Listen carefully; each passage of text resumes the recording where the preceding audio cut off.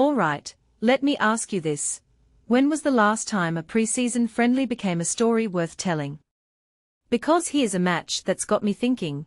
Brentford vs Rennes in France, played at a training centre no less. But what makes this really interesting isn't just the scoreline. It's the way Brentford came back from behind, right? I mean, pre-season games are supposed to be about testing players, not about glory. Yet here we are, talking about a comeback that felt like a playoff final. What does that say about modern football? That even in these warm-up matches, teams are treating them like real battles. And honestly, I think that's a good thing. It shows how much pressure is on clubs to get every detail right, even when the stakes aren't official. But let's dive deeper. Rennes took the lead in the first half, and for a moment, I thought, okay, this is just a training ground. It's not like they are going to lose their season on this. But then Brentford equalised, and then won. That's when it hit me, this isn't just about fitness. It's about mindset. How do you come back from a deficit in a game where no one's really trying? That's the real test. And personally, I think that's where the magic happens. When players are forced to dig deep, even in a match that's technically meaningless, it reveals who's truly ready for the grind. Now, let's talk about the players. Jayden Meghoma scoring off the post. That's not just a goal, it's a statement. He's a young fullback, right? And here he is, taking responsibility in the final third. What does that suggest about his confidence? It suggests he's not just a defender, he's a threat.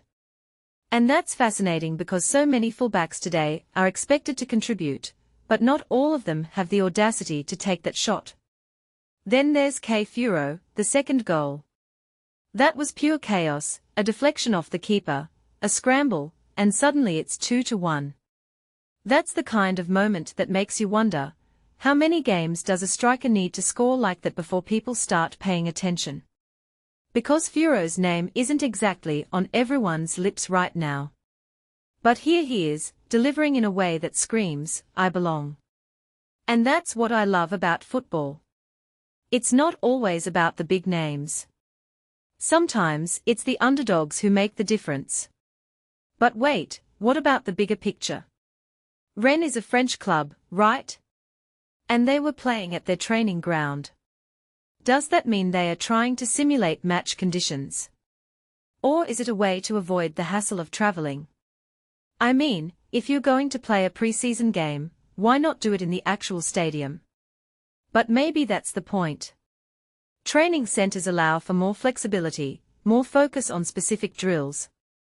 But then again, when you play at a venue that's not your home ground, does it affect the atmosphere? I think it does. There's something about playing in front of a crowd that changes the dynamic. But in this case, it was behind closed doors. So, what does that mean for the players? Are they more relaxed? Or is it harder to find that competitive edge without fans? I'm not sure. But one thing's clear, Brentford's players found a way to push through.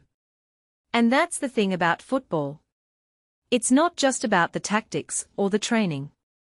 It's about the moments when everything clicks, even in the most unexpected places.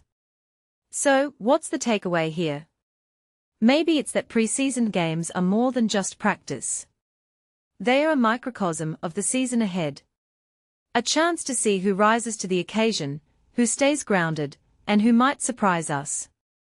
And if you take a step back and think about it, this match isn't just about Brentford or Rennes. It's about the future of football itself. Because the players who shine in these games, whether it's Meghoma, Furo, or even the defenders making crucial blocks, they are the ones who'll shape the next chapter of their clubs. And that, my friends, is what makes this story worth telling.